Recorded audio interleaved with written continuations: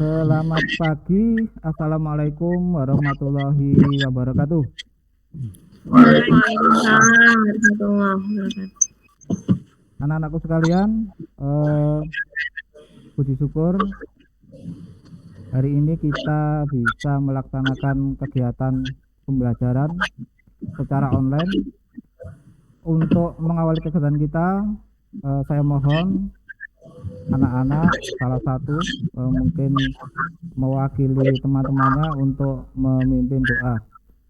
Mas Arif, silakan. Mbak Zia bisa memimpin doa.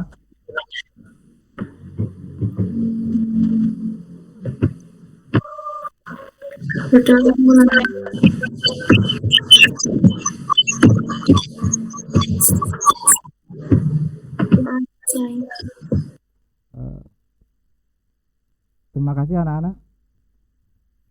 Untuk hari ini pertama saya akan melihat kehadiran kalian. Di sini saya lihat semuanya sudah hadir, berarti semuanya sudah siap mengikuti materi hari ini. Untuk bukti kehadiran, mohon anak-anak bisa aktifkan kameranya. Bentar saja, saya akan screenshot untuk bukti kehadiran pertemuan kita hari ini.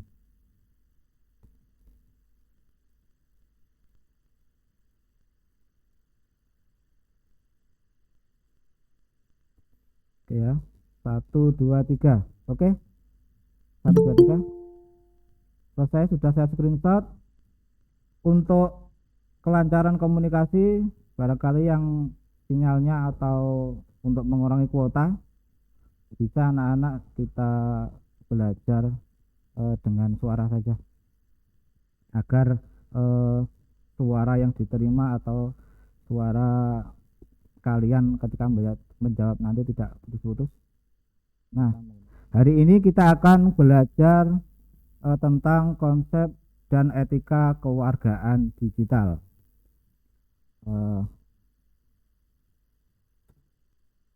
Nah, untuk mengawali atau mengingatkan kalian tentang materi yang akan kita pelajari hari ini, coba sekarang kalian perhatikan gambar yang muncul di layar. Nah, di situ ada gambar. Ketika kalian melihat gambar yang ada di layar seperti itu, yang kalian pikirkan atau yang muncul di pemikiran kalian itu apa? Mungkin satu saja ada yang bisa mewakili. Jarimu harimaumu. Oh, jarimu harimau. Itu oke, nanti kita cek. Nah, slide berikutnya ini adalah jawabannya. Mungkin secara umum yang melihat gambar seperti ini akan mengatakan bahwa itu gambar jari-jari, mulai dari jari kelingking. Nah, itu adalah ujungnya ada kepala harimau. Sekarang kita cek. Dah, benar. Itu adalah jarimu harimaumu. Ini mengingatkan saya, juga mengingatkan kita semua bahwa di dunia digital jari itu menentukan apa yang kita tulis, itu menentukan bahkan orang bisa melihat bagaimana karakter kita itu hanya dari jari. Nah, jadi materi hari ini kita akan belajar tentang bagaimana kita menjadi warga digital yang baik, bagaimana kita berinteraksi di media sosial dengan menggunakan etika, Bagaimana juga nanti kita menggunakan internet itu secara aman. Dan terakhir nanti materinya tentang bagaimana kita memilah dan memilih informasi sehingga informasi yang kita peroleh itu adalah informasi dari sumber yang memang bisa dipercaya. Karena di media digital banyak sekali informasi yang tentunya perlu kita saring sebelum kita sharing. Materi ini sangat penting bagi kita karena kita lihat dari grafik yang ada, pengguna media sosial itu banyak sekali di Indonesia. Dari 270 juta penduduk itu 170 jutanya itu adalah pengguna aktif media sosial. Jadi karena begitu banyak penggunanya, tentunya ada hal-hal yang harus kita perhatikan ketika kita berinteraksi dan membagikan sesuatu ke media sosial agar kita aman menggunakan media sosial. Tujuan pembelajaran kita hari ini setelah belajar tentang materi, kalian bisa memahami konsep kewargaan digital dan menerapkan internet safety. Internet safety itu adalah internet yang aman. Bagaimana kalian nyaman, aman ketika berkecimpung di dunia internet, khususnya berkaitan dengan media sosial. Berikutnya adalah sudah tadi menggunakan internet dengan aman. Berikutnya adalah memilih dan memilah informasi. Karena banyak sekali sumber-sumber informasi di internet itu yang bahkan cenderung hoax atau berita-berita yang menyesatkan. Nah, setelah belajar hari ini kalian bisa memilah dan memilih informasi dengan benar. Sekarang kita lanjutkan ke materi. Konsep kewargaan digital. Dari kata kewargaan digital ada istilah warga digital. Warga digital bisa kalian lihat adalah orang yang dengan sadar baik dan buruk menunjukkan kecerdasan perilaku ketika menggunakan teknologi. Disebut warga digital, mungkin sebelum saya lanjutkan akan saya tanya dulu. Salah satu mungkin bisa mewakili. Apakah kalian termasuk warga digital? Ya. Mungkin di sini ada yang bukan warga digital? Tidak. Tidak ada ya, oke. Jadi cirinya, salah satu ciri warga digital adalah bahwa kalian kalau istilahnya warga di masyarakat di dunia nyata itu kan punya apa ya, komunitas. Sama ketika kalian juga punya komunitas, berinteraksi, saling membagi komunikasi di dunia internet, berarti kalian adalah salah satu warga digital. Kemudian dari warga digital ada istilah kewargaan digital. Nah, ini yang nanti akan kita pelajari. Kewargaan digital adalah norma perilaku yang bertanggung jawab peduli terkait dengan pemanfaatan ICT. Nah, jadi ketika menggunakan terutama yang media sosial, karena mungkin di sini banyak yang berinteraksi dengan media sosial, bahkan hari-harinya diisi dengan media sosial, ini perlu adanya aturan, tahu aturan. Seharusnya aturan ini yang diberikan dulu, baru kita bisa menggunakan media digital. Seharusnya seperti itu. Jadi ketika kita sudah menjadi warga digital, kita sudah tahu mana yang baik dan mana yang buruk. Sama seperti kalian mengurus SIM. Seharusnya kalian punya SIM dulu baru berkendara di jalan raya. Nah, seperti itu. Jadi seharusnya kita berinteraksi dengan warga digital yang lain sudah lebih dulu tahu norma dan aturan yang benar. Berikutnya adalah ruang lingkup pelaksanaan kewargaan digital. Di sini para ahli membagi ruang lingkup pelaksanaan kewargaan digital. Di sini ada 3 lingkungan dengan 9 poin. Ya. Pertama adalah lingkungan belajar. Pada lingkungan belajar ada poin akses digital. Artinya semua masyarakat warga digital ini punya hak dasar yang sama dalam mengakses fasilitas perangkat informasi dan komunikasi. Jadi tidak. Poin berikutnya adalah komunikasi digital. Ini yang sangat penting karena semua warga digital ini diharapkan mampu untuk mengerti bermacam-macam jenis komunikasi dan bagaimana cara menggunakannya. Karena perkembangan teknologi sangat cepat sekali. Kalau komunikasi zaman dahulu mungkin seperti Bapak ya, ini dulu komunikasi hanya dengan menggunakan surat. Kemana-mana ya berkirim menggunakan surat, harus nulis dulu ke kantor pos, beli perangko dan lain-lain, baru 3 hari berikutnya nyampe tujuan, 3 hari berikutnya nyampe ke saya lagi beritanya. Jadi membutuhkan waktu yang lama. Tapi dengan perkembangan teknologi digital yang sangat pesat, informasi yang kita kirimkan detik ini juga diterima oleh penerimanya. Sampai di sini mungkin ada yang tanyakan, silahkan. Sebelum kita lanjutkan ke materi berikutnya, silakan anak-anak kalau ada yang perlu ditanyakan. Tidak, Pak. Oke, lanjutkan ya. Ya. Ruang lingkup berikutnya adalah lingkungan sekolah. Lah, ini yang cocok dengan kalian.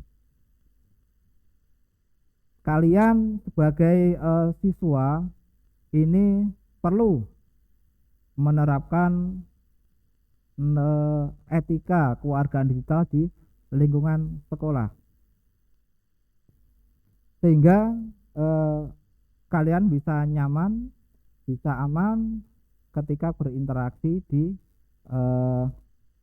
lingkungan sekolah, memanfaatkan internet di lingkungan sekolah. Poin pertama berikutnya adalah ruang lingkup di luar sekolah. Ini yang sering kali banyak menimbulkan masalah ya, karena ketika kita sudah berada di luar sekolah, kita akan berinteraksi dengan orang yang mungkin beda usia dengan kita, beda agama dengan kita, beda apalagi ya, beda budaya dengan kita, dan banyak sekali. Sehingga dari sekian banyak perbedaan itu tentunya tidak mudah ketika orang menerima apa yang kita sampaikan di internet, di media sosial. Niat kita. Berikutnya, nah ini saya ada kiat aman dalam jaringan. Materi ini saya ambil dari buku Kemdikbud Simulasi Digital semester 2. Jadi nanti kalian boleh mencari sumber belajar yang lain dan nanti akan kita diskusikan. Ya, nah, itu anak-anak materi kita hari ini. Berikutnya silakan dilihat di layarnya. Nah, ini kita akan melakukan diskusi dan presentasi sebelumnya kalian silahkan, nah ini tugas individu ya, ada dua tugasnya. Satu, mencari artikel tentang dampak positif dan negatif media sosial. Yang kedua, bagaimana menerapkan internet safety. Dua ini yang nanti akan kita presentasikan. Ada yang mengalami kesulitan?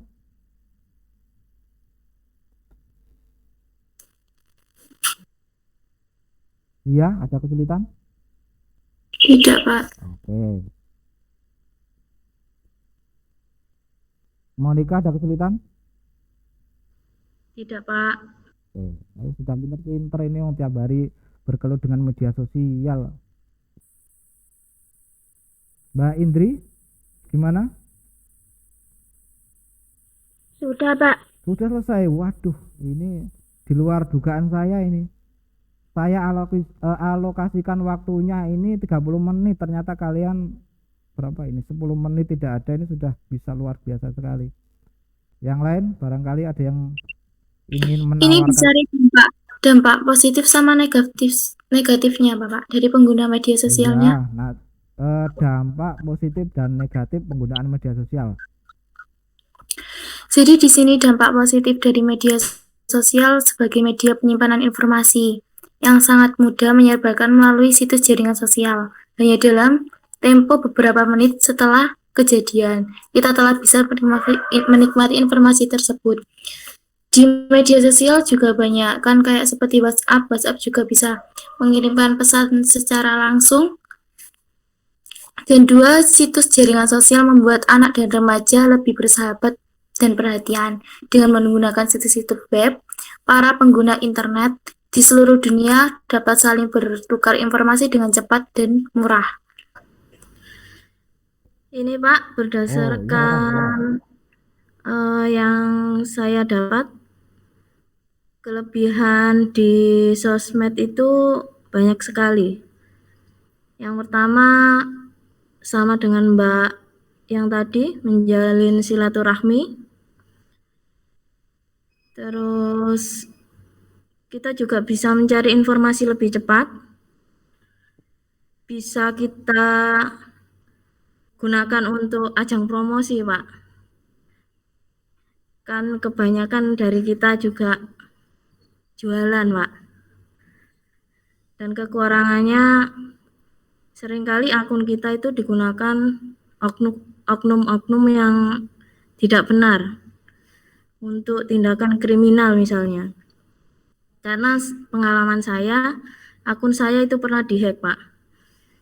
Jadi saya tidak memposting itu, tapi teman saya bisa melihatnya. Terima kasih Pak waktu yang diberikan. Untuk media sosial ya mungkin ya kayak gitu, dampak positifnya bisa menyebarkan informasi secara cepat, secara luas, bahkan secara nasional lah. Tapi terkadang kalau kita menyaring tanpa melihat asal usulnya berita itu dari mana, maka media sosial pun itu jadi berita yang kurang mengenakan, atau katakanlah tidak tahu asal usulnya beritanya kayak gimana, terus sekedar kita share, nggak taunya berita itu hoax. Nah, jadinya itu menjadi dampak yang sangat negatif bagi kita semua, karena mungkin berita yang kita share itu tadi merugikan orang lain, bahkan merugikan kita sendiri.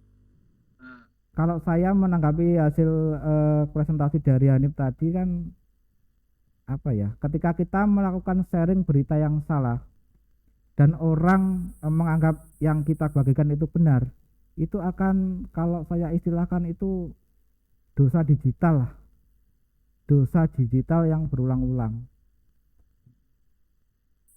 Jadi dosa digital ini kalau dilaksanakan secara berulang-ulang itu kan mungkin akan dianggap benar orang lain, itu bahaya sekali.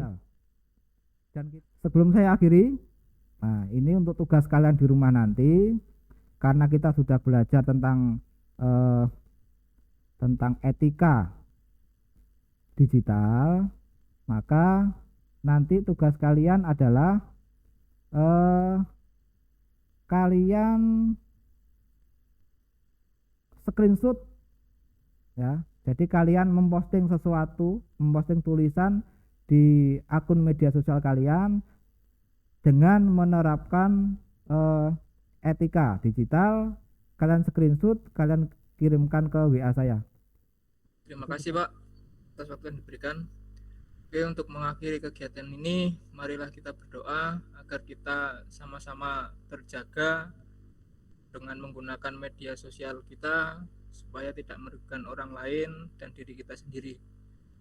Dan semoga kita selalu diberi kesehatan oleh Allah Subhanahu wa taala. Berdoa menurut agama dan kepercayaan masing-masing. Berdoa mulai.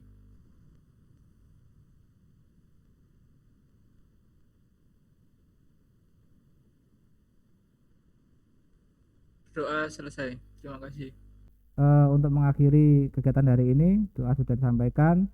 Hati-hati ketika menggunakan media sosial, bijaklah kalian ketika berinteraksi dengan orang lain di media sosial. Saya akhiri. Assalamualaikum warahmatullahi wabarakatuh. Waalaikumsalam warahmatullahi wabarakatuh.